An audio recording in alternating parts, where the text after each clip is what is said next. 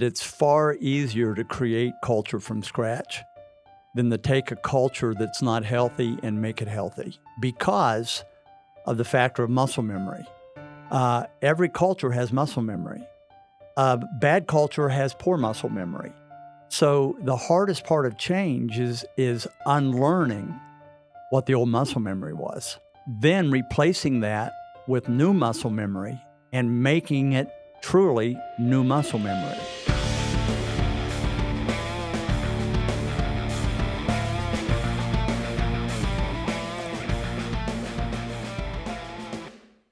Today, we're joined by a leadership strategist, culture architect, and trusted advisor to some of the NFL's most storied franchises, Dr. Fred Johnson. Dr. Johnson is a nationally recognized expert on team culture and leadership transformation, recently featured in the Wall Street Journal alongside his protege, Miami Dolphins quarterback Tua Tagovailoa. I should know this because I actually know who this guy is. I don't watch a lot of football, but I am a Tua fan. Me too. He's from the islands. The only bummer is I heard he grew up a big SC fan, but he went to Bama. Obviously, it was the right decision. As much as it pains me to say it, but phenomenal player and just got to stay healthy, right? He has become the secret weapon for general managers facing one of the league's toughest challenges, predicting character as accurately as talent. I am going to spend a lot of today's conversation on that. I need that for here. His work has transformed the locker rooms of the Dolphins, Packers, Titans, Bears, and Jaguars, bridging the gap between traditional football culture and the mindset of next generation players. Beyond the gridiron, Dr. Johnson is the founder of Initiative One, where he has pioneered proprietary processes that elevate leadership behaviors, strengthen organizational culture, and deliver measurable gains in morale, productivity, profitability, and efficiency. He is also the co-author of Is Everyone on the Boat? And The Reality of Change, and a sought-after speaker for business and sports organizations nationwide.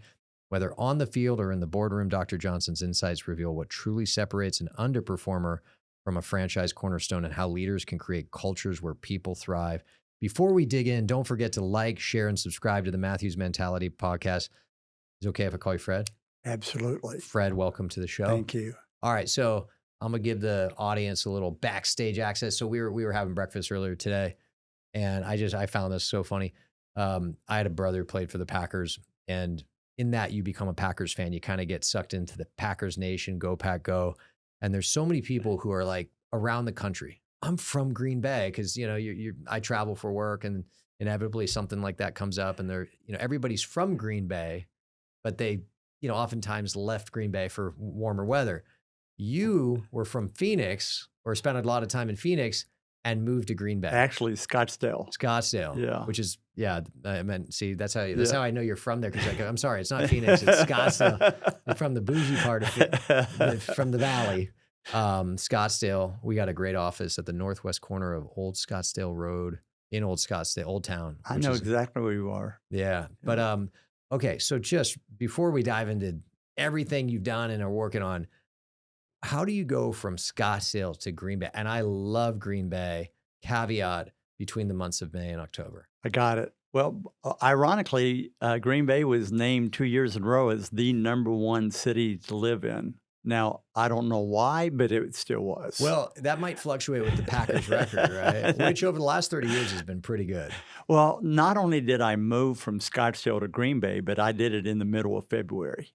So I'm not saying that my elevator always goes to the top floor. Well, one of the things we talk about in real estate is the key to success is managing expectations, and you're ultimately managing your own and perhaps your family's, because if you move there in the middle of February, it only gets better. That's right. The problem is when you move, in middle of September when it's perfect. Yeah. Right. And then winter comes and it's like, wait a minute, hold on. But all right. So what took you from Scottsdale to Green Bay? Well, the organization that Initiative One that I started as a one-man show out of my basement in Arizona. Took a huge risk of leaving a career that was very successful.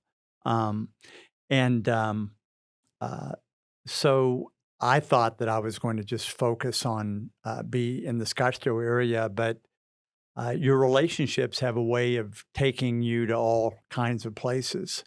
And within 2 years, we were serving clients and making partnerships in every aspect of the country. And it was very difficult to serve with any kind of excellence people in three different in three different time zones. And if we had a meeting in Newark, it'd take us all day to get to Newark. We'd have a 1 hour meeting. Typically, it was at their schedule. We'd miss the plane, so it'd take us 3 days to. You can't run a company like that. That was part of what led my wife and I from Los Angeles to Nashville. It wasn't a lot of the reasons people. It was just the work travel was brutal, especially with little kids. That was the biggest thing. It was the work travel, especially heading east. Yes, absolutely. And so we actually found that. People questioned it. We actually had a firm that recommended 4 different towns to us: Grand Rapids, Minneapolis, Chicago. Chicago didn't fit if we were moving for travel, and O'Hare is such a nightmare. It's tough. So they actually said you need to check out Green Bay because they've got an airport that you can be in. You can be in Detroit, Minneapolis, or Atlanta within an hour to 2 hours. And so it actually turned out to be a great move for us. Well, it's an amazing place, and it really is cliche. The people are incredible. I mean, they're just, if too nice is a thing, that's almost them. It's like they're so nice up there. They're so nice to the opposing fans. Yeah. Which, there are times when I'm not, I'm like, hey, you guys get a little nasty around these people, but they just wouldn't do it. But it is an amazing place. So why don't you just let's go back in time. How did you end up in this kind of career but role where you're advising, you're coaching, you're guiding these high performance NFL personnel or franchises? How does that happen? It was not planned. I will tell you the biggest quote breaks that I've had in my career, none of them were planned. It was out of a mindset of constantly being aware of people around you, people's needs around you, and as a front of mind mindset. And it led me to being in the right place at the right time with the right person. How do you go about building trust in an organization? Like, let's just drop some advice on me, on the audience, whether it's someone who's running a team of 4 people from 3 generations, or it's a business with 1,000 people and I don't even know, 5 generations, Boomer, X, Millennial, Z, Y, I don't know, 4 or 5 generations. How do you go about building trust when their love languages are very different? Yes. Well, first of all, the whole definition criteria for trust has changed. The 3 pillars of trusted leadership used to be knowledge. Do you know the most of anybody in the room? Competence. Do you know what you're talking about? And does the check clear? And authority. What is your what's your position? And so today, all 3 of those pillars have been shattered as a result of the unintended implications of technology. Anyone has access to knowledge today. So you can be an expert in any field, not necessarily certified, but you can be an expert in any field if you know where to go on the internet and have the discipline to do it. Or if you stay at a Holiday Inn Express. Well, that's a shortcut that I tried once and it didn't work. Didn't work for me either, but okay. Knowledge, you have access to the internet. What about competence? Competence, anyone can gain a level of competence, but today competence is not necessary for trust. If for instance, during the days of the Great Recession, the car guys kept saying the only one that our people will trust are people who were car guys.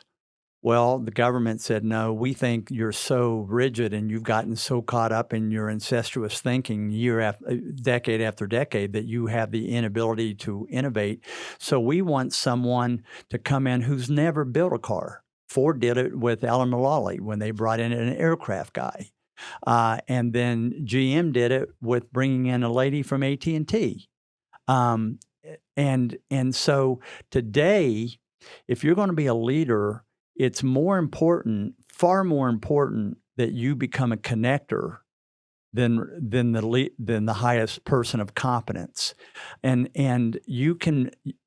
The role of a leader is to surround yourself with those pieces of the puzzle of people who are more gifted in areas than you are. And so you may not. We see situations all the time now where someone came from one department, has no experience in that, but because of their relationship skills and their leadership skills and their ability to gain trust in people, they can go to another place and become absolutely excellent in it. You're another example of that. You were stellar on the football field. You started off You hear that, Coach Carroll? very stellar. Stellar. Pete, I worked with Pete for a number of years. Yeah. You made a mistake in not making Troy. Yeah, that was bullshit. Yeah, well, we all make mistakes. History has shown Pete to be very, very bad judge of talent. Yeah, yes. Just to be clear. Stellar. I'm going to write that down. He is. Put that on my resume. And so when you went into... You're a great salesperson. Thank you. So when you went into this field, you knew nothing about this field. However, you had the basic DNA of having the raw ability to show people that they were valued and to show people that you appreciated them and show people that you wanted them to be a part of the team, a critical part of the team. Those are gifts that you can go into any company and you can be successful for. And so today, the pillars of trust are this, because competence is no longer the big factor in trust. Knowledge is no longer the big factor in trust, and certainly authority is not the big factor in trust. So what are the ones? Today, it is transparency. Are you for real? Second is vulnerability. Do you know me, and do I know you? And we hear that as some kind of soft word. Actually, vulnerability is the opposite of that. Vulnerability requires real guts. Vulnerability requires a strength. For instance, let's say you're struggling, and I need to have a conversation with you, and the conversation may cause you to get so upset that you're going to leave here. But if I really care about you and your future, I need to have this conversation. I don't want to have this conversation. When I'm having this conversation, my heart's going to be up in my throat. Vulnerability says I'm going to be courageous when I don't want to. Yeah, no, that is a great point. And I'm just listening. And the last one, by the way, is authenticity. I was about to get that. When you're vulnerable, when you're being vulnerable or you're vulnerable to people, you're also in a way kind of exposing yourself to judgment, which nobody naturally by default says, man, I'd love to be judged by other people right now. That's the number one reason why people are afraid of judgment. Yeah. And so authenticity, number 3. Authenticity is, so vulnerability is do you know me? Do I know you? Transparency is, are you telling me everything? Or are you trying to manipulate me by what are your intentions? Just tell them. That's right. Don't treat me like a kid. Just tell me the straight shot so that I can make decisions. And then authenticity is, are you who you say you are?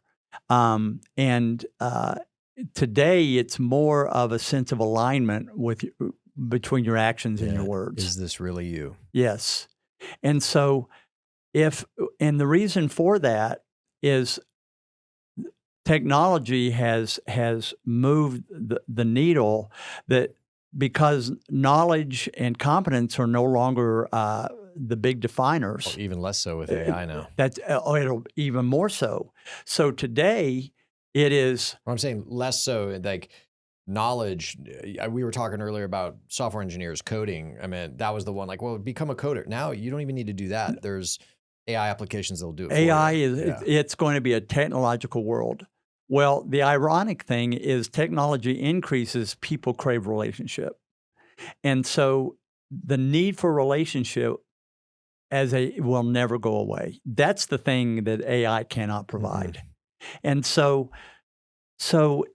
today, the filter for trust is, do you care about me? I'll never forget, I had a situation with one of the NFL teams, and a cornerback came up to me and he said, "Hey, Dr. Fred, I need your help." And I said, "Okay." And he said, "Our coach has lost his room." He was a defensive back. I said, "What do you mean he's lost his room?" He says, "Well, we don't trust him. We don't believe in him. And if we don't believe in him, we don't believe in his schemes." And I said, "What's going on?" And I'll never forget his words. He said, "Coach don't know our story." And I just stayed quiet. And I said, "Go on."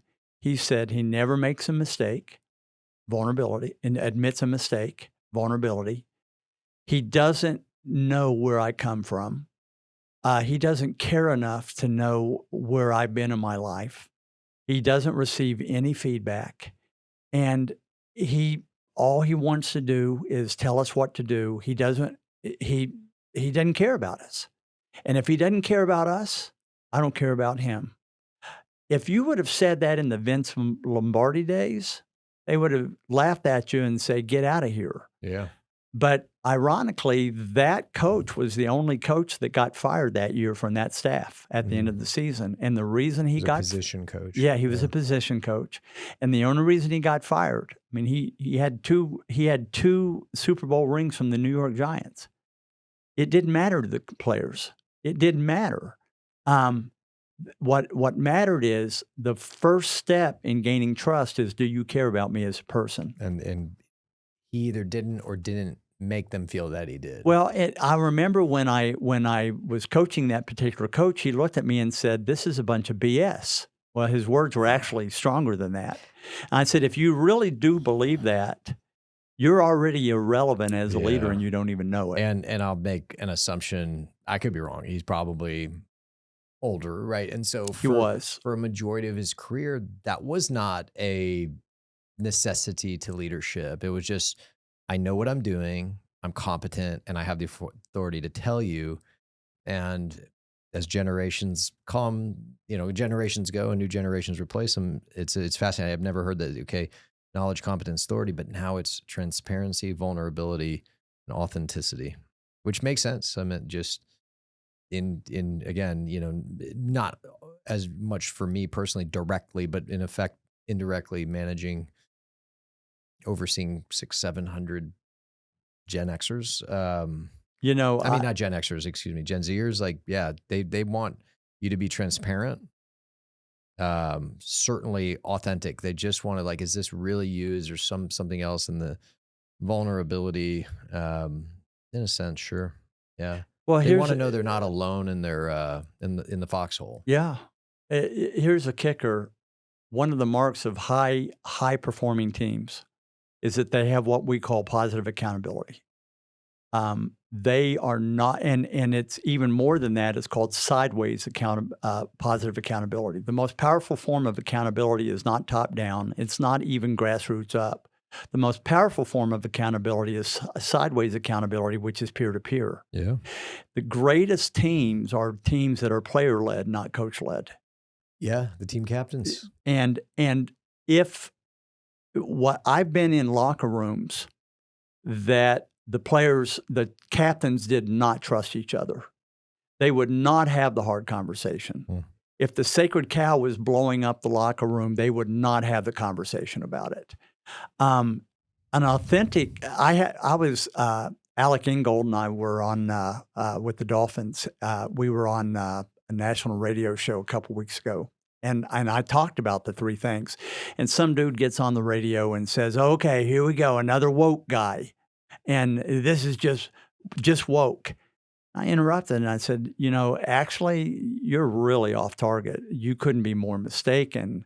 Whatever you think woke is, I don't get into those labels. I can just tell you that it takes real courage to be in a locker room where the number one producer in the locker room on the field is the one that's violating the standards off the field and everybody knows it.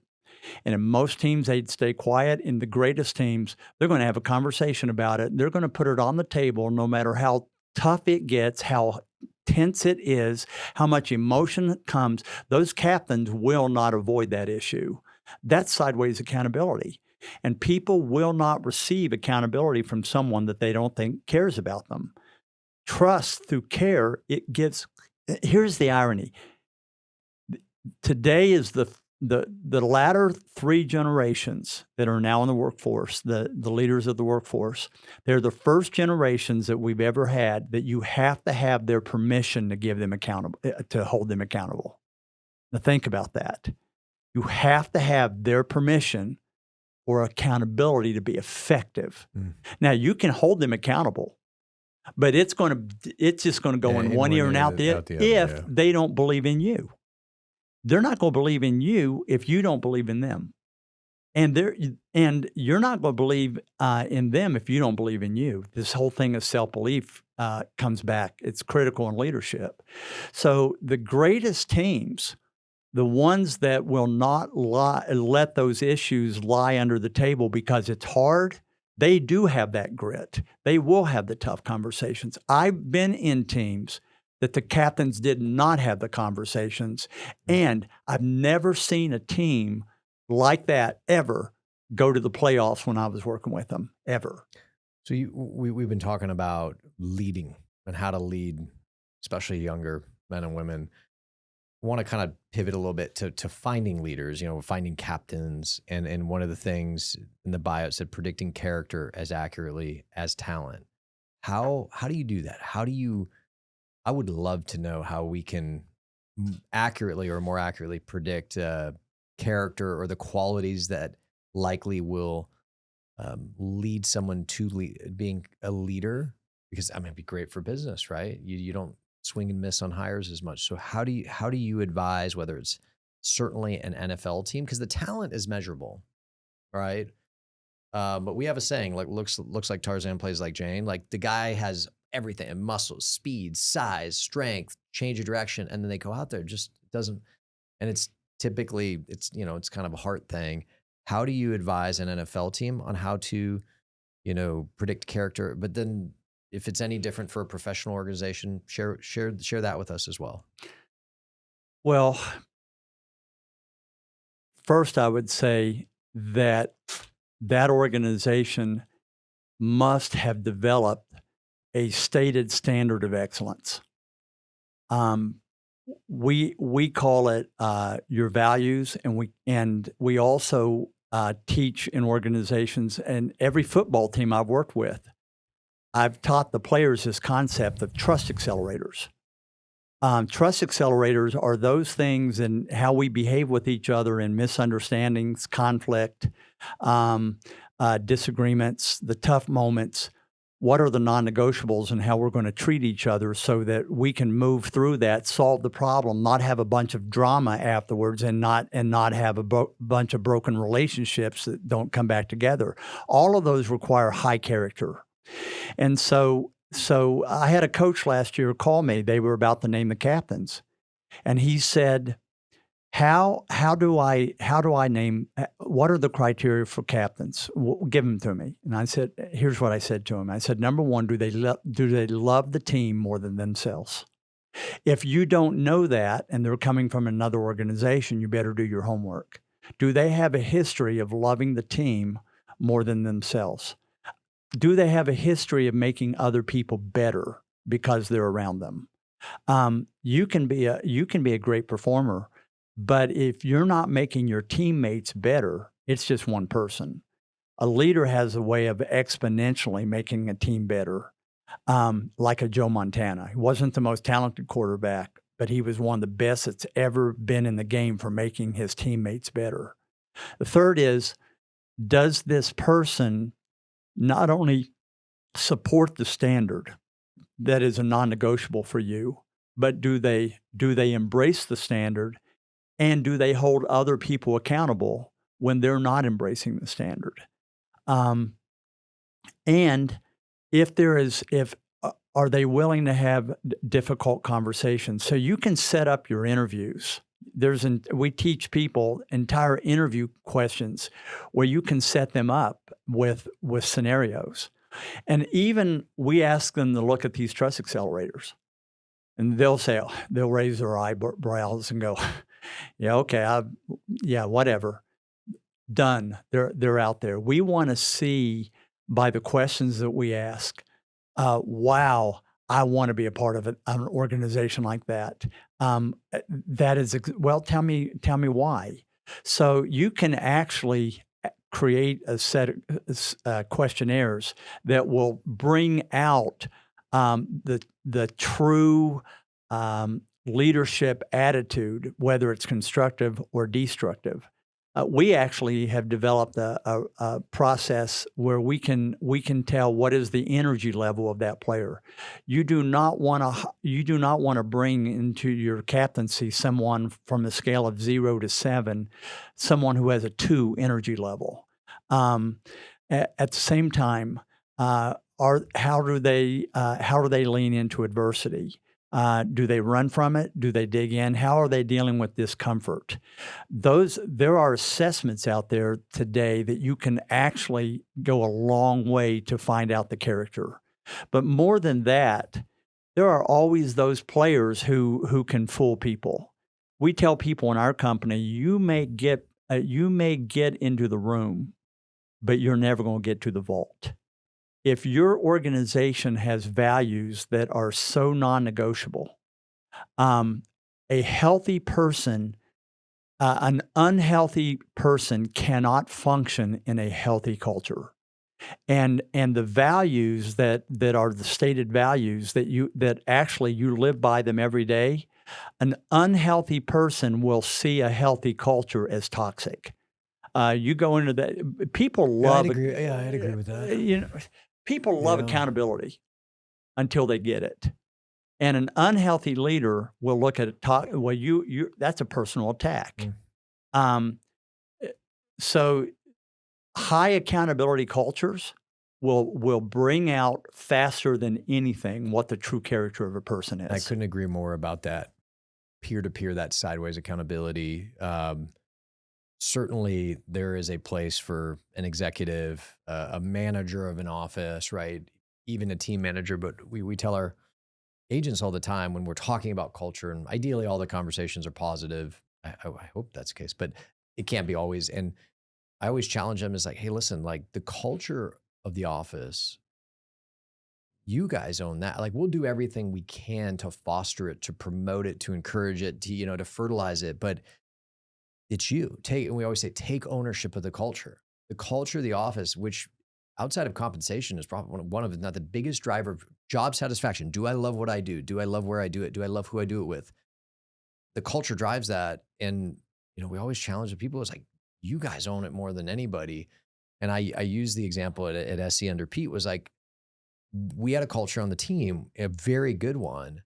And it was a culture of accountability. And that actually, we had some intense coaches, Coach O, I don't know, Coach Ogeron. And Pete was a great coach, but he was an intense in his own way. And they certainly communicated their expectations, but it was the captains, it was the seniors that were like, hey, this is SC. Like, we don't do that here. We do this here. And so it was that sideways accountability you had touched on. So I couldn't agree more with you there. I want to talk about culture as it relates to, I've always said, my experience is it's easier to build your ideal culture than to change it from something that was bad to something that's, as you define, good, right? It is actually like from a real estate, I would rather start an office from scratch with no hires, no existing production, no senior leaders. If that culture is bad, I'd rather actually just start with 0 than take over an office where there's just a really bad culture. Number one, do you think I'm wrong in that? Number two, which really kind of gets to my question, most people don't have that luxury. They're like, hey, I just got promoted. I'm now the manager of the team. Part of the reason the job was open because they let go of the previous guy or gal because the culture is terrible, or the office culture or the company culture. How do you change culture, especially when it's already existing and it's not ideal? That's a great question. That's my job. So I do agree that it's far easier to create culture from scratch than to take a culture that's not healthy and make it healthy because of the factor of muscle memory. Every culture has muscle memory. Bad culture has poor muscle memory. So the hardest part of change is unlearning what the old muscle memory was, and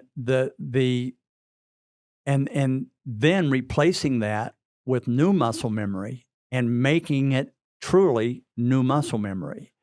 Um, One of the things that you do that is the leader of the organization has to be the key protector of the culture. They have to be the one over and over and over that's casting a vision. This is what we stand for. This is what will cause you to be elevated in this company.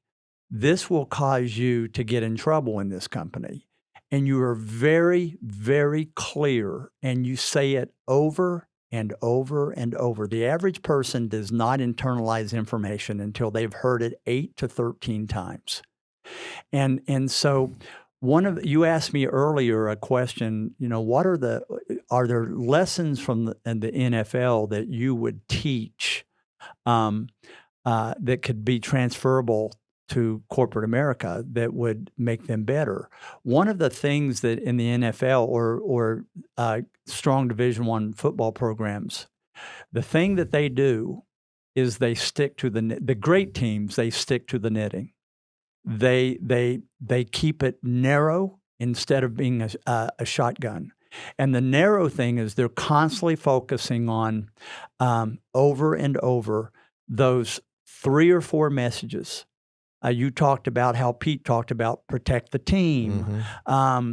He says that. How many meetings were you in that he said that over and over and over? It feels everyone. Yes.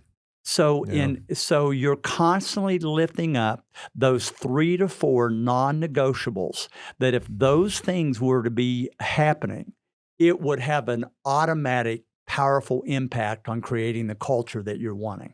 It's not as hard as you think it is. Here's the key to creating great culture.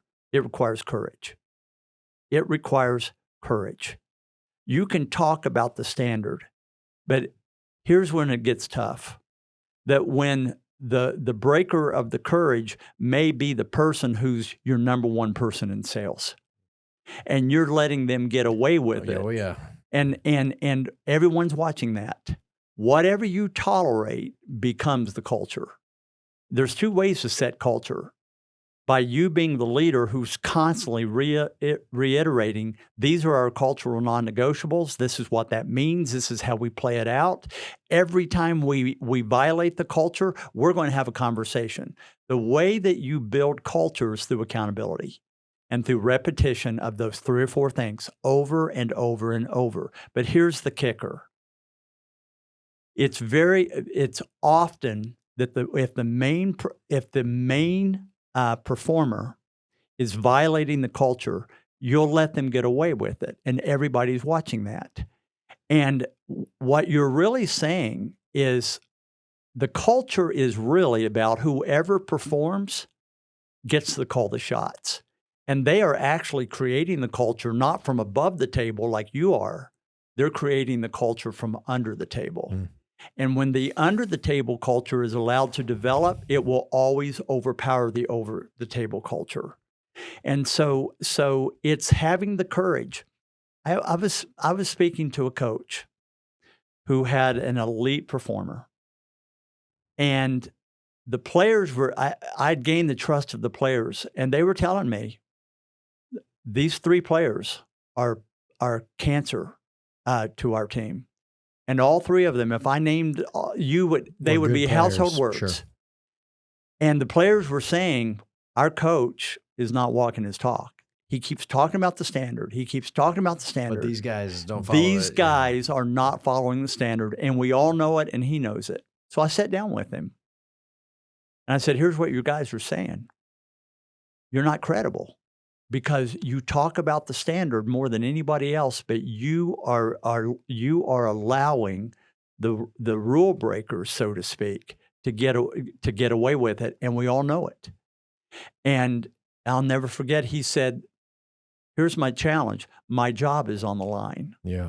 And the last time I held that guy accountable, he checked out on me. So I can't hold him accountable. And I said this, if you are not protecting the culture to protect 2 or 3, you may do that, but you're going to lose the other 50. Yeah. And the net is negative. We have that in real estate where taking brokerage, for example, so production, the amount of commission someone brings in, and when you get a guy or gal who does north of $1 million, that's, pretty good producer. And you'd love to think they're all just wonderful culture contributors. And most are, because there typically is correlation between the people who can produce well over time and like a pretty solid set of values and how they approach a profession, but not always. And there are situations from a brokerage operations standpoint where you have a producer produces $1 million, $2 million, but is a culture cancer. And I've been in those situations, and I've done it, I've looked at it, I've evaluated both ways. One is like, nope, even if we're going to make less money, even if the production is going down, we got to get rid of this because it's destroying the culture. And it takes courage, but you have conviction. Then other times you kind of make deals with you. So, okay, I got to get around to that, but let me just, hopefully it isn't too bad, because if I don't deal with it, it'll go away. It'll go away. Or like, I'll deal with it in a year when the market comes back, or I just need the office to be a little bigger. I just need the market to be a little better. I just need to get from here to here. And you start making deals or justifications. And it's the same in sports, the same in real estate. I make the assumption it's the same for every business. So it is the same. If I hear you correctly, your position, your advice would be either, change the people, or change the people, like either fix what it is that person's doing that's destroying the culture, or just get them out. Don't you hesitate. Can't fix them. You can give them the opportunity for them to fix themselves. Forgive me. I mean, just however you approach it. If to it's your between, point, they make the decision to change. You either got to make sure that they change the people, like you're changing them, or you change them out. Principle always over personality. Okay. And what I mean by principle is, what is the purpose of our organization? What are the non-negotiables of our organization, our non-negotiable values? And how are we going to treat each other? And if someone can't live up to those standards, they're giving you information that they can't operate in that. And today, because of the workforce, I see a lot of people say, well, I can't let go of that person because we live in an area that we just can't hire enough people. And so I said, so you want bodies around. And so what we teach is, you allow that person to affirm that they don't fit. You're very honest with the team that that the reason why this person is not here anymore is because, and they all knew why. They all knew that this person was the sacred cow. And you've just got to put it, look, how do you want us to handle this? Do you want us to go out and hire additional people because you know what the workforce is? Or do we come together as a team, and do we rally together, and do we find the efficiency by coming together as a team, addition by subtraction? And I have seen that over and over and over, that a team got better when the remaining people who are willing to play by team standards came together as a smaller unit, but they became small and mighty. Smaller, less talented, less accomplished, and yet somehow they were better. It's addition by subtraction. I smile because I've been in that position as a business leader. I put myself in the position of that coach, like, hey, my job's on the line. I'll get rid of those 3 guys. Just let me win enough games to get the contract extension, then I'll do it. But then, your point is like, you're not going to get the contract extension. You'll lose your job if you don't do these things. I'm smiling because I tell people, if you are playing to not lose your job, you will lose your job. Yeah, you will lose it. And how about this? I'm sure you've heard this. Because again, I'm just kind of going through all the times in my eyes where, I was in that situation. You have someone that it's just not the right fit, and let's put it kindly, like not a great culture, not a great culture element. And then you finally make the decision. Hopefully you make it right away. Sometimes it's 12 months later. And then as soon as you do, like a couple weeks, couple months, you're like, why didn't I do this sooner? My gosh. And you just hope that you still have the chance to say that. The positive side of that is that it's showing that you're a person who cares about other human beings. and that when you affirm, again, you don't make the decision. They made the decision day in and day out. That Okay. explain that to my kids. They just you just affirmed the decision they already made. My kids ask like, Dad, you have to fire, so that's really mean. And the first time I ever had to do it, it was brutal. Stay up. I'm a terrible person. And then you just come to a point where you're like, hey, yes, sometimes I don't have to anymore. There's other people who handle this, but like, yes, sometimes I have to be the one to say, you can't work here anymore. You could work. You just got to work somewhere else. Yes. But they made that decision in how they approached the position over the last 6, 12, 18 months, whatever it is. Healthy teams are what we call, they have adult mentalities. If I say something, I'm going to own it. Even if I'm called on it and it's embarrassing, I'm going to own it. If I make a commitment, I own it. If I did it, I own it.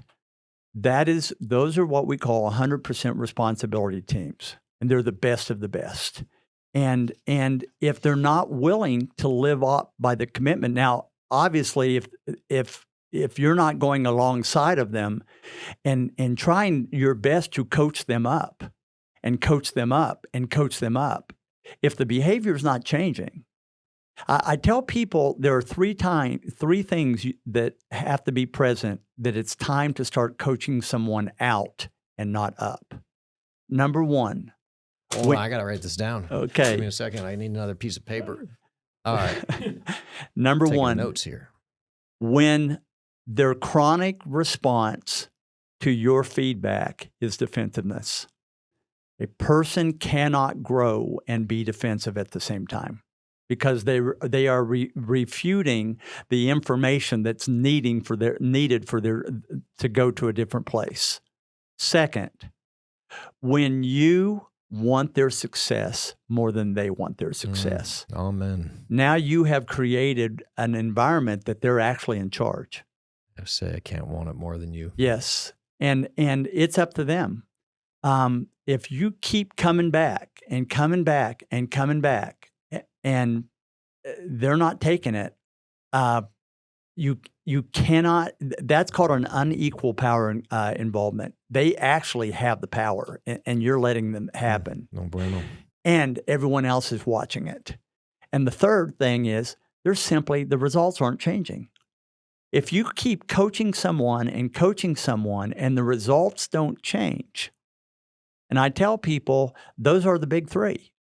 But is there a period of time? Like, I assume it's not over 1 week. Is there, this is such a loaded question, but is there like kind of let's guide the audience, hey, over the course of 3, 6, 12 months, like if they're constantly defensive when you give feedback, if you just find yourself wanting their success more than them, if the results aren't changing, is there a period of time in your experience that, can I just average it out? I have let people go in 2 days. Yeah, you're cold-blooded. It was so clear. Killer. It was so clear. Well, typically those are really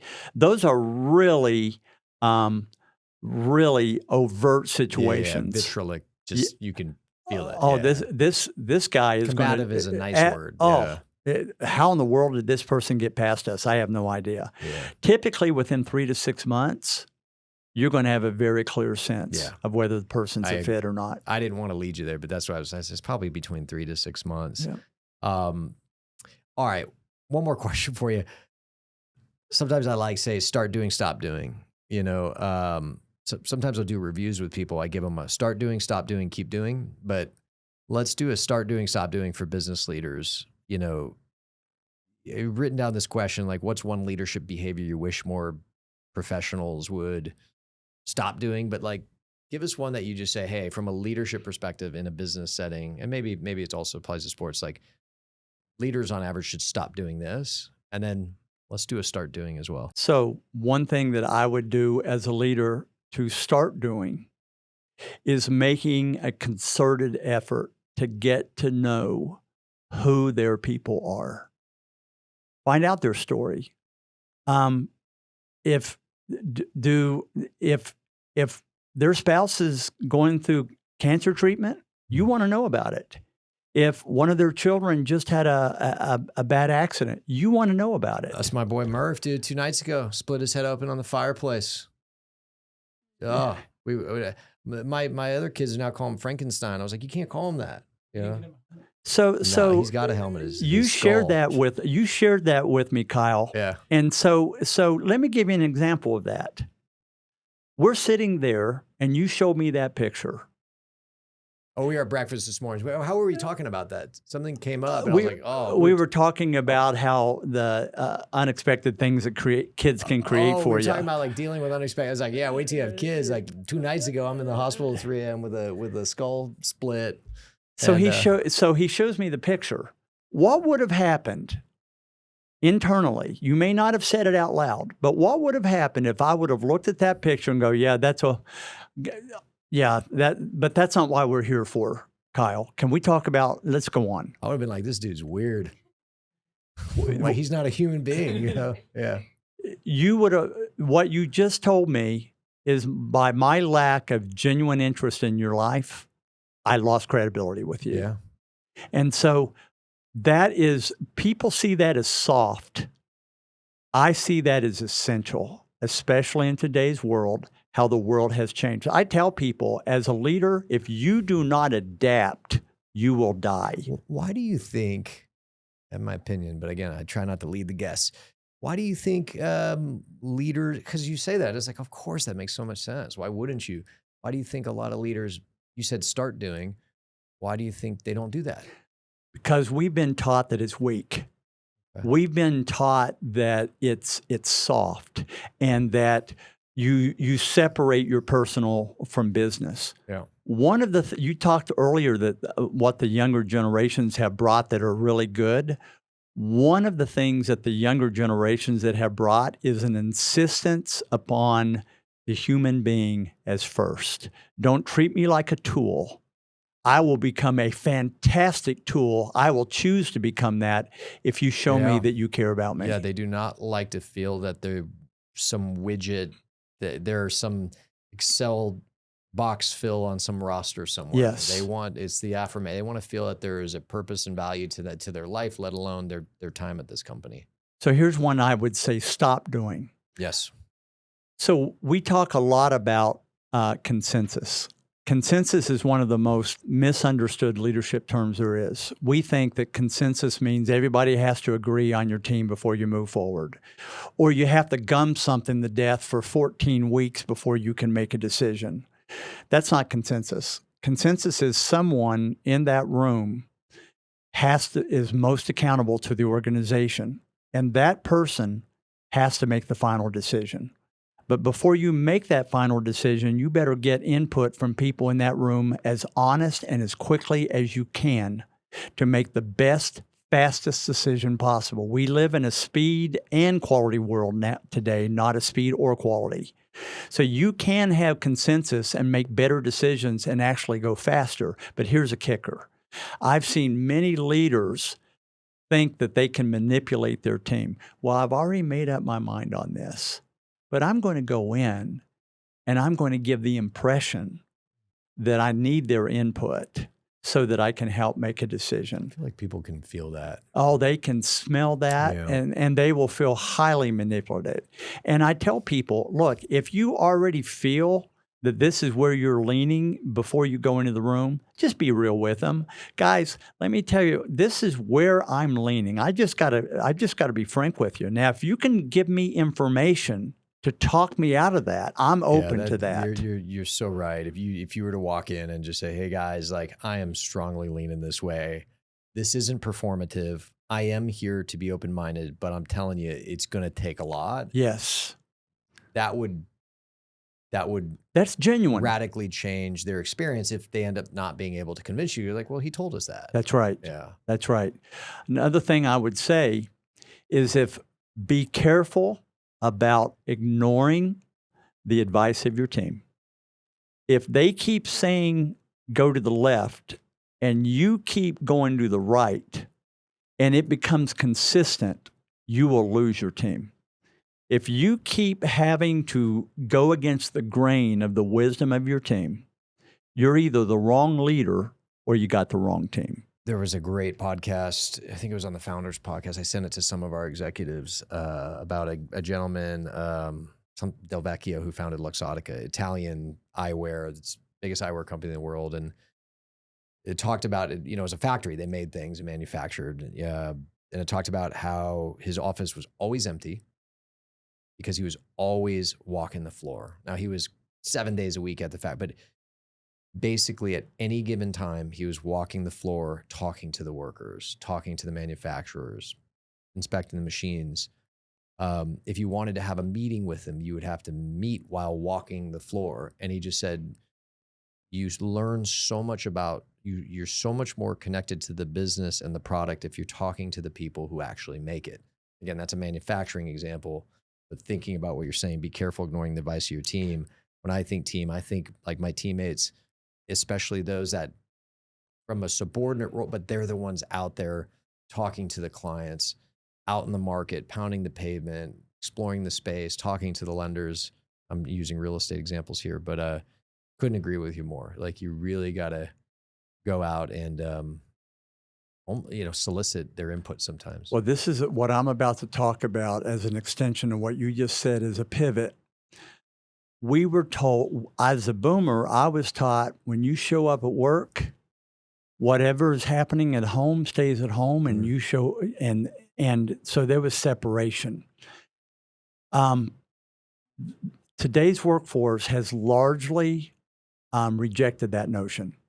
They want fluidity between their work life and their home life. They want it to be fluid. And what that means is there are going to be times that life is happening with one of your teammates. I've got a situation right now that one of my teammates, both of her parents have been in the hospital with serious illnesses. She came from a situation where she had to put her phone aside. When she came in, they put it in a box. She had to get permission to go to the bathroom. She was, if she was away from her desk more than 10 minutes, someone was going to have a conversation with her. And it was a child environment. We said to her, look, if it's between this place and taking care of your parents, it's a no-brainer. You better be there for your parents. And life happens. Your people have life happening every day. The irony is if you will allow them to put life first and you're doing it for the right reason, that lady would walk over a cliff for us because she knows we care. And so the balance of that today is, do you have a place that has high accountability, but also a place where you allow the people to let life happening in their life when work is happening? In the long run, they'll give you everything they've got. I agree. No but to that. I think, in my humble opinion, you're the doctor, that person will give you everything to have. Agreed. I think an even greater benefit, if you just want to look at it from a professional benefit, is the people around them. They see that. Yes. It has, right? Because yes, you materially impacted that one person, and you like to think that they're like, I'm going to work here forever, and sometimes they do, and sometimes they don't. But it's the 50 people around who see it, or is like, hey, did you hear what the company did for Linda or for Tom when the parents were sick or the kid was sick? That's right. And that loyalty is, I think, a much more complicated word than most people use it. But that, in my opinion, helps create what most people are looking for in this. The word we have is loyalty, which is really that, hey, if I spend a bunch of time helping develop someone, they're going to be here for a while. For everyone listening, be sure to follow Dr. Fred Johnson and Initiative One online. That's the best place to reach out to you? Initiative1.com. Initiative1.com. I also have drfredjohnson.com. Connect with him on LinkedIn at Dr. Fred Johnson. Follow on Instagram at Initiative1, on X at Fred Johnson, and on Facebook at Fred.Johnson.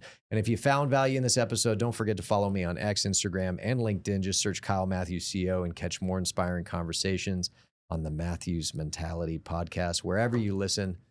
Dr. Fred, this was awesome. This was really, really just fascinating, because I meant leadership applies to everything. So I appreciate you being here. Well, Kyle, I did some research on you before I came in. Uh-oh. And here's what I was told. I paid a company to scrub all that off the internet. All right. Here's what I heard. That was my stage name. No, this is cool. This is why I was looking forward. I heard that you treat your guest with deep respect. You're thoughtful and you're kind. And I have found that to be true. It was an honor to spend time with you today. I appreciate that. I do my best, but I got a phenomenal team growing by the day. All right. Miss AK-47 over there, Allison, and so much more than the social media guy, Zach. But no, they make it easy. I just get to show up and hang out. So, but again, thanks for coming to Nashville. This was great. Thank you, buddy.